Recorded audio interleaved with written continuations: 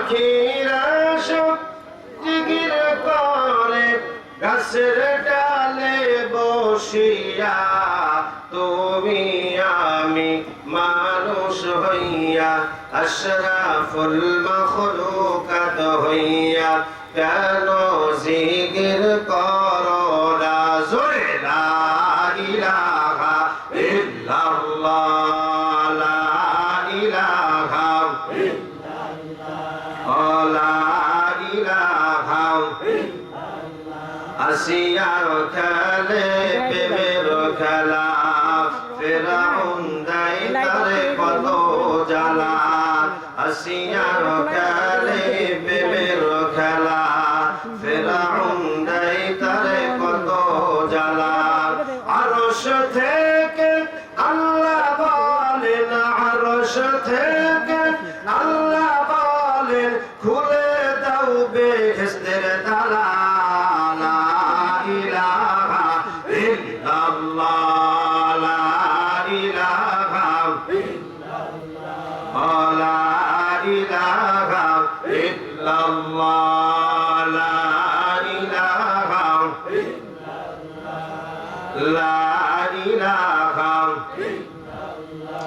আল্লাহ নামটি জপ মুমিন,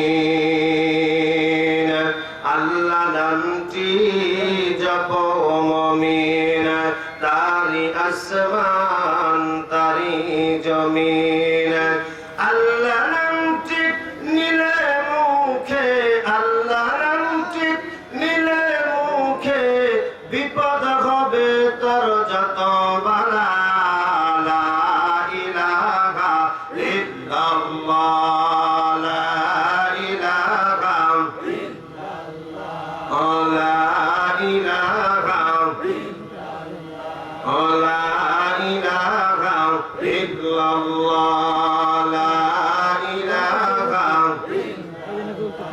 লা ইলাহা ইল্লাল্লাহ, লা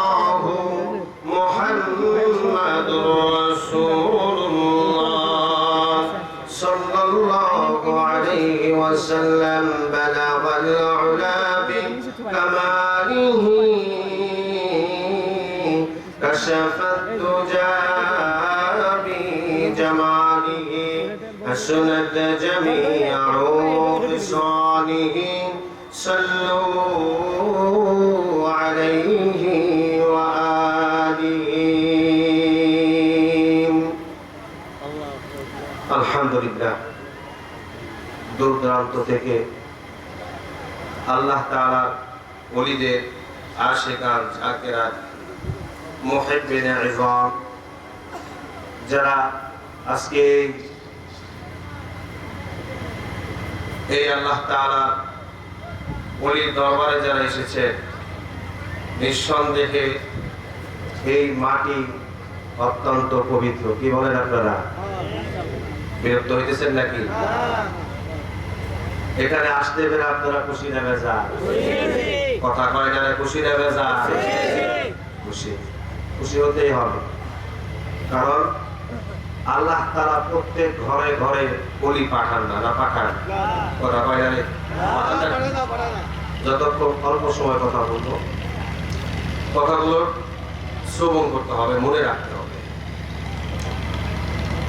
এই আল্লাহ তাআলার ওলির দরবার নিঃসন্দেহে উর্বর জমি, যেখান থেকে আল্লাহ তাআলা আরো পৃথিবীর মানুষকে যুগে যুগে রাহবার করার জন্য, পথ প্রদর্শক দেখানোর জন্য এই জমিন থেকে আল্লাহ তাআলা আবার ওলি বের করে দেন। সুবহানাল্লাহ। মানুষ যে যাই বলুক, আমরা সারা বাংলাদেশে কথা বলি, অত্র দরবার শরীফে পিসা হুজুর কেবলা রাহমাতুল্লাহি আলাইহি, তিনি তো আল্লাহ তাআলার জান্নাতেই চলে গেছেন। আল্লাহু আকবার বলেন। সন্দেহ আছে নাকি? হ্যাঁ। এরপরে যিনি অত্র এই দরবার শরীফে শ্রদ্ধাভাজন ব্যক্তিত্ব, পীরে কামেল হযরতুল আল্লাহ হাফিজ মাওলানা মুফতি রুহুল আমিন মাহমুদ দামাত বারাকাতুহু, অত্যন্ত নমনীয় একজন মানুষ। দেখেছেন আপনারা তাকে? আমরা দুই ভাই আলহামদুলিল্লাহ বাংলাদেশের প্রত্যেকটি আনাচে কানাচে আমরা গিয়ে কথা বলি। তো আজকে মূলত আমার এখানে আসার কথা ছিল না, তো আল্লাহ তাআলা হয়তো চাইছে, এই জন্য আমি নিজে ধন্য যে এরকম আল্লাহ তাআলার একজন তার ওলি দরবারের মাটি আমার ধুলায় লেগেছে। সুবহানাল্লাহ বলেন, আমার ধন্য ওলির উসিলায়। কি বলেন আপনারা? এই মর্মে কিছু কথা বলবো ইনশাআল্লাহ। আমরা যারা আসছি এখানে কিছু শেখার জন্য আসছি, নাকি বলেন? শেখার জন্য আসছি। তো আল্লাহ সুবহানাহু ওয়া তাআলা যেন আমাদের এই আশা এবং যাওয়া যেন পীর সাহেব কেবলার সাথে যেন আমাদেরকে কবুল আর মঞ্জুর করে। জোরে বলেন আমিন। এবং আমাদের জান মাল পরিবার ছেলে সন্তানগুলোকে যেন আল্লাহ তাআলা যেন আমাদের পীর সাহেব হুজুরের কেবলার সাদাকায় যেন কবুল আর মঞ্জুর করে। জোরে বলেন আমিন। সম্মানিত আশিকান জাকিরান ভাই এবং বোনেরা, মহান আল্লাহ রাব্বুল আলামিন আমাদেরকে অত্যন্ত আদরে মহব্বত করে আমাদেরকে বানিয়েছে। আমরা কিন্তু মায়ের পেট থেকে এসেই কিন্তু আমরা কেউ হুজুর হয়ে যাই নাই, বা যারা আসছেন এরাও কিন্তু আল্লাহর ওলি হয়ে যান নাই। এর পিছনে মুজাহাদা করেছে, এর পিছনে শ্রম দিয়েছে। শ্রম ছাড়া কোনো মানুষ দামি হতে পারে না। আমরাও সেই পথের পথিক অগ্রসর হচ্ছি, যে কারণে আমাদের এই দরবার শরীফে আসা। নিঃসন্দেহে যারা আল্লাহর ওলি হয়, আল্লাহ তাআলা 100 বছর পর পর একটা দেশে আল্লাহ তাআলা এরকম একজন আল্লাহওয়ালা, এরকম একজন পীর, এরকম একজন মুজাদ্দিদ তৈরি করে দেয়। সুবহানাল্লাহ। যারা চলে যায় এদের ওফাত হয়ে যায়, যেখানে আল্লাহ তাআলা পবিত্র কোরআনুল কারীমের ভিতরে ইরশাদ করেছে 5 শ্রেণীর মানুষ কখনো মারা যায় না। কয় শ্রেণীর মানুষ? মনে রাখবেন তো, 5 শ্রেণীর মানুষ কখনো মারা যায় না। যেমনটা আল্লাহ তাআলা বলেন, বিসমিল্লাহির রাহমানির রাহিম ওয়ালা তাকতুলু লিমান ওয়ালা তাকুলু লিমান ইউকতালু ফি সাবিলিল্লাহি আমওয়াত। আল্লাহ তাআলা ইরশাদ করেন, তোমরা যাদেরকে তোমাদের এই চর্মচক্ষু দ্বারা দেখতে পাও যে তারা ইন্তিকাল করেছে, মারা গেছে, মূলত তারা মারা যায় নাই। আল্লাহ তাআলা বলতেছে মূলত তারা মারা যায় নাই, আমি আল্লাহর চোখে তারা জীবিত। সুবহানাল্লাহ। অন্যত্র আয়াতে আল্লাহ তাআলা বলেছেন, সূরা আলে ইমরানের ভিতরে আল্লাহ তাআলা বলেছেন, ولا تحسبن الذين قتلوا في سبيل الله أمواتا بل أحياء عند ربهم يرزقون। আল্লাহ রাব্বুল আলামিন বলেন, তোমাদের চর্মচক্ষু দ্বারা তোমরা দেখতে পাও এই লোকটা মারা গিয়েছে, তাকে আমরা কাফন দিয়ে মাটি দিয়ে আমরা চলে এসেছি। আল্লাহ রাব্বুল আলামিন বলেন, নিঃসন্দেহে তোমরা দেখতে পাও তারা মারা গেছে, কিন্তু আমি আল্লাহ তাআলা বলি এই লোকগুলা মারা যায় না, এই লোকগুলা হচ্ছে জীবিত। জোরে বলুন সুবহানাল্লাহ। আমার কথা যদি খেয়াল করে না বুঝেন কিছুই বুঝতে পারবেন না। লক্ষ্য করে বোঝা চাই কথাগুলা। এখানে আল্লাহ তাআলা বললেন তোমরা দেখতে পাও তারা মারা যায়, আর আল্লাহ তাআলা বললেন আমি বললাম যে তারা মারা যায় না। কথা সত্য কাটটা? কথা বলতে হবে কাটটা? আল্লাহর কথা নিশ্চয়ই সত্য হবে।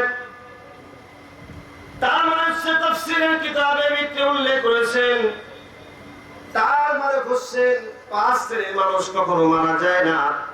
1 নাম্বার হচ্ছে আন-নাবিয়্যিন, 2 নাম্বার হচ্ছে সিদ্দীকিন, 3 নাম্বার হচ্ছে শুহাদা ওয়াস সালিহিন, আর 4 নম্বরে হচ্ছে মুমিন, আর 5 নম্বরে হচ্ছে যারা নাকি আল্লাহর পক্ষ প্রদত্ত লাভ করেছে, যারা নাকি হলেন আল্লাহর নিয়ামত যুগ শ্রেষ্ঠ যারা বলি, তারা কখনো মারা যায় না। এখানে রাষ্ট্রের একটা শব্দ আছে, আল্লাহ তাআলা বললেন বাল আহইয়াউন ইনদা রাব্বিহিম ইরযাকুন। আল্লাহ রাব্বুল আলামিন বলেন এরা কবরের ভিতরেও তারা খাবার খায়। সুবহানাল্লাহ। আমার প্রশ্ন হচ্ছে এখানে খাবার খাওয়ার আগে কাদের? জীবিত মানুষের খাবার খাওয়ার আগে কথা কম না কেন? মরা মানুষ খাবার খায়। তাহলে আল্লাহ তাআলা বললেন তাদেরকে আমি কবরের ভিতরে খাবার খাওয়াই, আর এটা হচ্ছে জান্নাতের খাবার। নিঃসন্দেহে যারা কবরে খাবার খাওয়ায়, আল্লাহ কবরে খাবার খাওয়ায়, এই যারা নাকি কবরে খায় এরা কখনো মারা যায় না। সুবহানাল্লাহ। নিঃসন্দেহে যারা যুগে যুগে অসংখ্য নবী রাসূলগণ যারা এসেছিলেন, শুহাদায়ে সালিহিন যারা এসেছিলেন, নিঃসন্দেহে তারা কবরের ভিতর জীবিত, তারা আল্লাহ তাআলার পক্ষ থেকে তারা খাবার খায়। তাহলে আমাদের চোখ আর আল্লাহর চোখ কি সমান? একজন আউলিয়ার চোখ, একজন মুজাদ্দিদের চোখ আর আমার চোখ কি এক? যেমন একটা উদাহরণ দেই, ইমামে আযম আবু হানিফা রাহমাতুল্লাহি আলাইহি, আল্লাহ তাআলার একজন বড় উপদেষ্টা, একজন আল্লাহ তাআলার একজন ওলি ছিলেন ইমামে আবু হানিফা। তিনি যখন নাকি ওযু করতেন, তার সামনে যদি একজন ওযু করতেন, সে যখন নাকি হাত ধৌত করতেন, তার হাত থেকে এই ওযুর পানি দ্বারা টপ টপ করে গোনাগুলো ঝরে যায়। ইমামে আযম আবু হানিফা রাহমাতুল্লাহি আলাইহি তিনি দেখতে পেলেন যে ওই লোকটা হাতের দ্বারা এই গুনাহ করেছে, বিদায় ওযু করার সঙ্গে সঙ্গে তার হাত থেকে গুনাহগুলো ঝরে পড়ে। যখন চেহারা দ্বারা গুনাহ করে, চক্ষু দ্বারা যখন নাকি গুনাহ করে, যখন নাকি মুখটা ধৌত করে, তখন ইমামে আবু হানিফা তিনি দেখতে পান তার মুখ থেকে সেই গুনাহগুলো ঝরে পড়ে যায়। আর এই যে তার যে বেলায়েতের চক্ষুটা, এটা কি একদিনে তৈরি হয়েছে? হ্যাঁ, না, একদিনে তৈরি হয় নাই রে বাবা। এর পিছনে অসংখ্য মুজাহাদা করেছেন আল্লাহ তাআলার সাথে। সরাসরি রাতের বেলায় নামাজে দাঁড়ায় আল্লাহর সাথে লাইনটা লাগাই দিয়েছে। আল্লাহ তাআলা তাকে তার উপরে এমন রাজি হয়ে গেছেন, এমন খুশি হয়ে গেছেন, এমন বেলায়েতের চক্ষু তাকে দান করেছেন। তার সামনে কোন মানুষ ওযু করলে কি গুনাহ করেছে, কোন গুনাহ চলে যায়, এটাও তিনি দেখতে পাইতেন। সুবহানাল্লাহ, দেখতে পাইতেন তিনি। আল্লাহর ওলি আমরা চিনি না, আমরা চিনি এগুলো থেকে মানুষ দূরে চলে যাচ্ছে। এই উপমহাদেশের ভিতরে কোন নবী আসছিলেন জানেন আপনার ইতিহাস? কোন নবী কিন্তু আসে নাই, কোন রাসূল আসে নাই, কোন সাহাবীরাও আসে নাই। এই যে কাদের মাধ্যমে আমরা টুপি পেয়েছি, কাদের মাধ্যমে আমরা টুপি পেলাম? এই উপমহাদেশের ভিতরে যারা নাকি বড় বড় আল্লাহ তাআলার প্রিয় মাহবুব বান্দা ছিলেন, পীর বুজুর্গ আউলিয়া যারা ছিলেন, তাদের মাধ্যমে আমাদের এই উপমহাদেশে কিন্তু আমরা টুপি পেয়েছি, কালেমা পেয়েছি, নামাজ পেয়েছি। জোরে বলেন ঠিক কিনা? কারণ রাষ্ট্রগুলো পেতাম না আমরা। এজন্য এদেরকে মহব্বত করতে হবে, দিলটা ভরে শ্রদ্ধার সাথে আমাদেরকে এদেরকে মহব্বত করা দরকার আছে না নাই? রাসূলুল্লাহ সাল্লাল্লাহু আলাইহি ওয়াসাল্লাম হাদিসের ভিতরে ইরশাদ করেছেন, লা ইউমিনু আহাদুকুম হাত্তা কুনা আহাব্বা ইলাইহি মিন ওয়ালিদিহি ওয়া ওয়ালাদিহি ওয়ান নাসি আজমাইন। এবার মহব্বত কেমন মহব্বত করতে হবে, এই সাবজেক্টটা এখন বোঝাবো, লক্ষ্য করতে হবে। নবীজি বললেন, যদি কোনো ব্যক্তি যদি মুমিন হিসেবে দাবি করতে চায়, সে এমনি এমনি মুমিন হতে পারবে না। ততক্ষণ পর্যন্ত মুমিন হতে পারবে না যতক্ষণ পর্যন্ত তার জীবনের চাইতে, তার সন্তানের চাইতে, তার মা বাবার চাইতে, তার সন্তানের চাইতে যে পর্যন্ত আগে আমি রাসূলকে মহব্বত মহব্বত না করবে সেই পর্যন্ত কোনো মানুষই মুমিন হিসেবে গণ্য হবে না। কোনো মানুষ মুমিন হিসেবে দাবি করতে পারবে না যদি রাসূলকে নিজের জীবনের চাইতে যদি মহব্বত না করে। ভালো যদি বাসতে হয় নবীকে বাস, মন যদি দিতে হয় নবীকে দিও। ঠিক কিনা জোরে বলে? ভালো যদি বাসতে হয় নবীকে বাস, মন যদি দিতে হয় নবীকে দিও। তোমার দুঃখ যত না নবী সইতে পারে না, সেই নবীজির মহব্বতে দরদ করিও। ভালো যদি বাসতে হয় নবীকে বাস, মন যদি দিতে হয় নবীকে দিও। বল না, ভালো যদি বাসতে হয় নবীকে বাস, মন যদি দিতে হয় নবীকে দিও। জোরে জোরে বলেন না মারহাবা। ভাই আমার, বন্ধুরা আমার, আল্লাহ রাসূলকে যে পর্যন্ত ভালোবাসা না যাবে সেই পর্যন্ত কোন মানুষ মুমিন হিসেবে দাবি করতে পারবে না। আর সাহাবায়ে কেরাম রিদওয়ানুল্লাহু তাআলা আলাইহি আজমাইন রাসূলকে কিভাবে ভালোবেসেছেন। নবীজি একবার একটা মজলিসে বললেন, ও সাহাবীরা, আমি তো দুনিয়া থেকে ওফাত হয়ে চলে যাব। মানুষ তো সকলেই মরণশীল, কেউ দুনিয়াতে জীবিত থাকতে পারবে না। কথা বলেন না ঠিক কিনা? কেউ দুনিয়াতে জীবিত থাকতে পারবে না। নবীজি একবার সেই মজলিসে দাঁড়িয়ে বললেন, ও সাহাবায়ে কেরাম, আল্লাহ তাআলার পক্ষ থেকে আমি তো দিন ধর্মকে আমি পৌঁছায় দিতে পারছি কিনা। এক সাহাবী বললেন, সকলে বললেন, ইয়া রাসূলুল্লাহ, ইয়া হাবিবাল্লাহ, আপনি আল্লাহ তাআলার আনি তো সমস্ত কিছু আপনি আমাদের মাঝে প্রচার করে দিয়েছেন।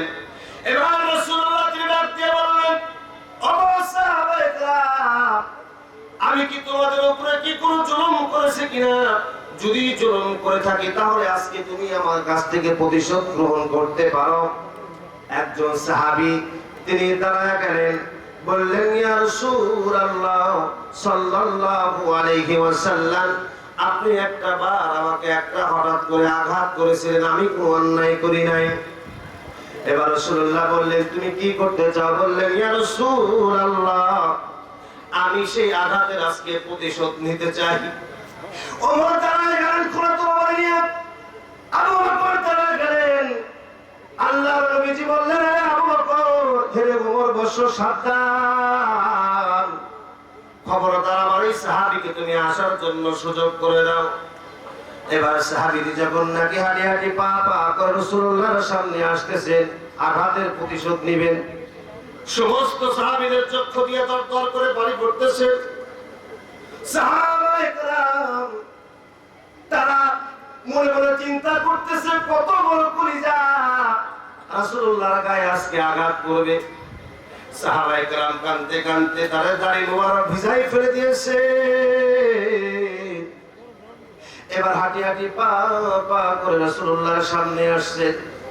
রাসূলুল্লাহ বললেন, ওগো সাহাবী, কিভাবে তোমাকে আমি আঘাত করেছিলাম প্রতিশোধটা নাও।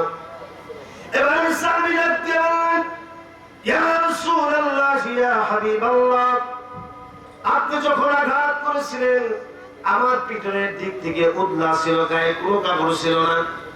তাহলে আপনাকে যে আমি আঘাত করবো, আপনার গায়েটাও এদিকে একটু উদলা করতে হবে, খালি করতে হবে।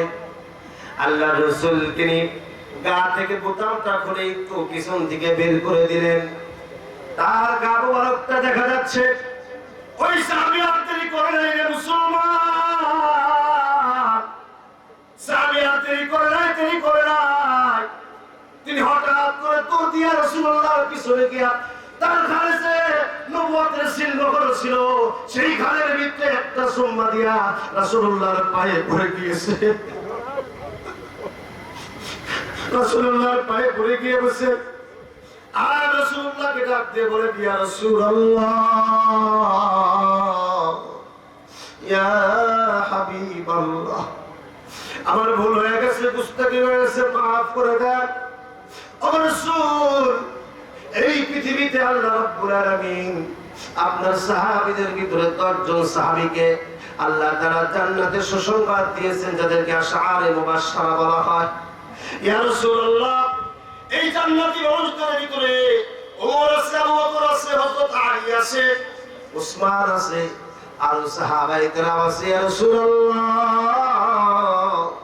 কিন্তু আমার নামটাই 10 জনের ভিতরে নাই। আমি ভয় পেয়ে গেছি, আমি কি রাসূলুল্লাহর শাফায়াত কি পাবো না?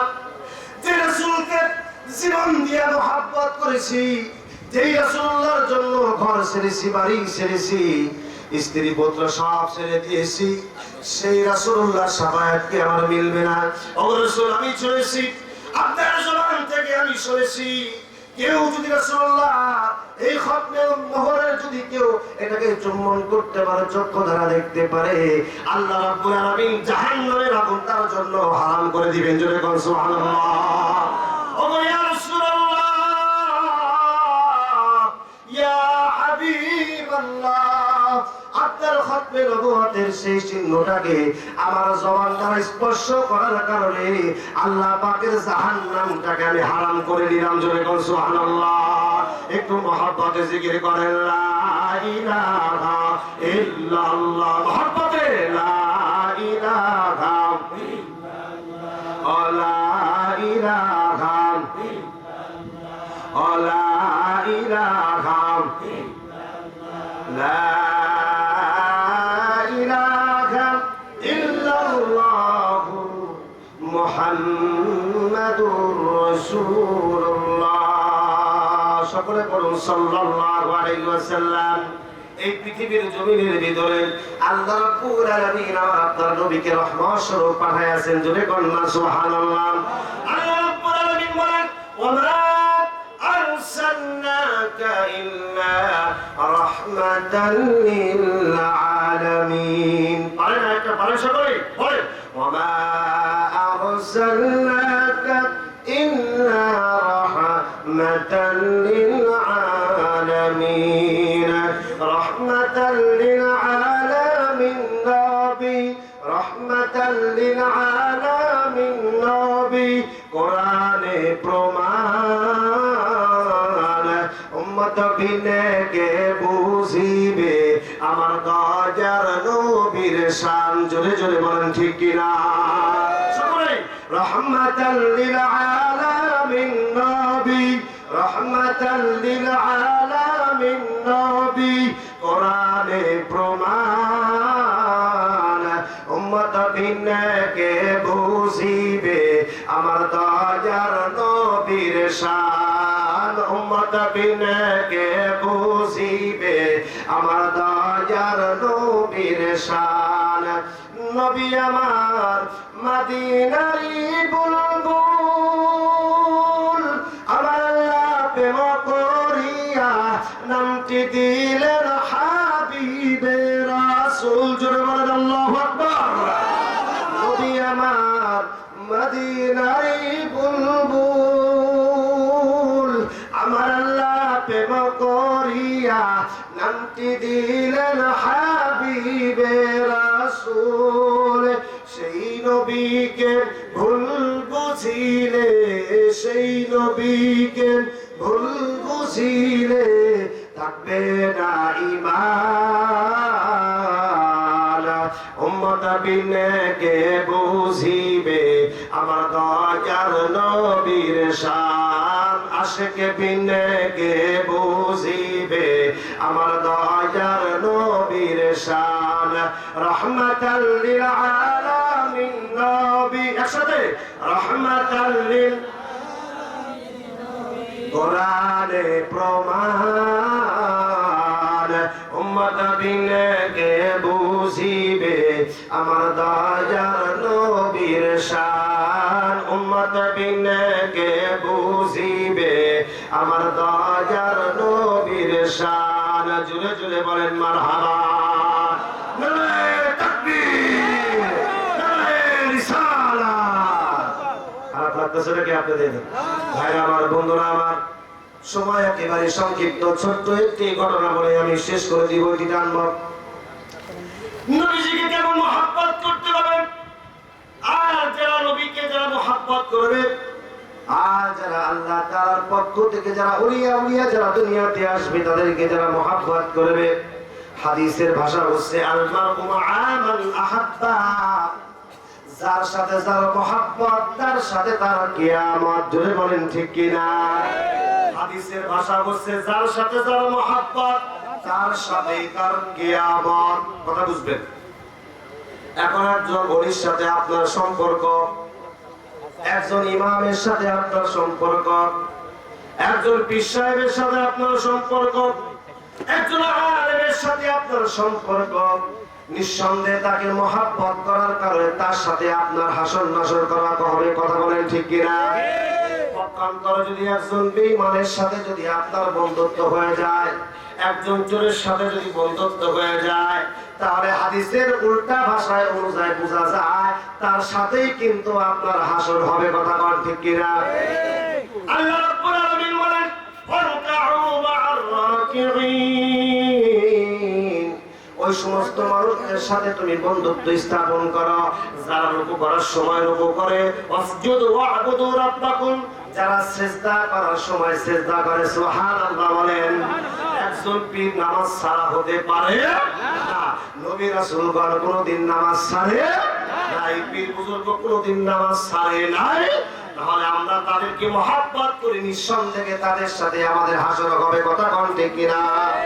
ভাইরা আমার, বন্ধুরা আমার, লক্ষ্য করে তাকায় শোনা দরকার কেমন মহব্বত করে রাসূলের জন্য জীবনটা উৎসর্গ করে দেয়। আল্লাহ রাসূলের ছোট্ট একজন সাহাবী, নাম তার আবু তালহা রাদিয়াল্লাহু তাআলা আনহু। ছোট্ট অবস্থায় তার 8 বছর কি 9 বছর বয়স, তিনি কিছু এখন বোঝেন না। তার আব্বা গোপন ইসলাম গ্রহণ করেছেন। এবার রাসূলুল্লাহর দরবারে তিনি মাঝে মধ্যে যান, বায়াত গ্রহণ করেছেন। রাসূলুল্লাহর দরবারে যাওয়ার সময় আবু তালহাকে সাথে নিয়ে যায়।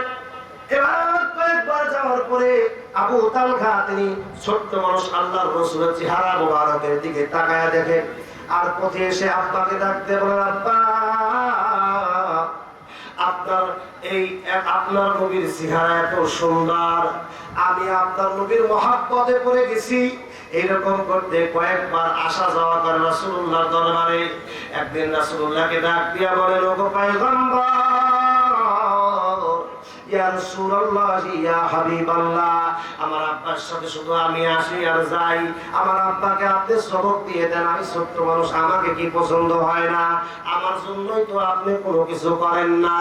এবার রাসূলুল্লাহ ডাকতে বলেন, তালহা রে, ও তালহা, তোমাকে একটা জিনিস আজকে আমি শেখায়া দেই। এটা বলো যে 1 নাম্বার কথা বলো, তোমার মা বাবার চাইতে, তোমার আত্মীয় স্বজনদের চাইতে, তোমার জীবনের চাইতে কি আমি রাসূলকে মহব্বত করতে পারবানি? এবার আবু তালহা ডাক দিয়ে বললেন, ছোট্ট মানুষ বললেন, ইয়া রাসূলুল্লাহ, ইয়া হাবিবাল্লাহ, যেই দিন থেকে আপনার নূরের চেহারা দেখেছি, সেই দিন থেকে দুনিয়ার সমস্ত মহব্বত ত্যাগ করে দিয়েছি। সেই দিন থেকে আমার আব্বার মহব্বত আপনার চাইতে বেশি নাই। আল্লাহু আকবার। এই আবু তালহা রাদিয়াল্লাহু তাআলা আনহু ছোট্ট বাচ্চা মানুষ, তার উপর শরীয়তের অনেক কিছু এখন জরুরি বিষয় হয় নাই। আবু তালহা রাদিয়াল্লাহু তাআলা আনহু এবার যখন নাকি আল্লাহর রাসূলের দরবারে বেশি বেশি আসা যাওয়া করে, একদিন আবু তালহা বললেন, ইয়া রাসূলুল্লাহ, আমার জীবনের চাইতে আপনাকে আমি বেশি ভালোবাসি। রাসূলুল্লাহ পরীক্ষা করার জন্য তার হাতে একটা তরবারি করে দিলেন আর বললেন, আবু তালহা রে, আমার জীবনের চাইতে, তোমার জীবনের চাইতে আমি রাসূলকে মহব্বত করো, তোমার আব্বার চাইতে, তোমার মা চাইতে যদি আমাকে মহব্বত করো, এই যে তোমার সামনে এটাকে বললেন, ইয়া রাসূলুল্লাহ, এটা হচ্ছে আমার জন্মদাতা পিতা। এবার নবীজি বললেন, তালহা, তাহলে যাও, এই তরবারি দিয়ে তোমার আব্বার গর্দানটা কেড়ে নিয়ে আসো। সেখান থেকে মুসলমান ছোট্ট 9 বছর আবু তালহা কোনো চিন্তা করে নাই, তরবারিটি নিয়ে তার জন্মদাতা পিতার দিকে আগায় যাইতেছে। এবার রাসূলুল্লাহ বলকে তাকে অবাক হয়, এই 8 বছর 9 বছর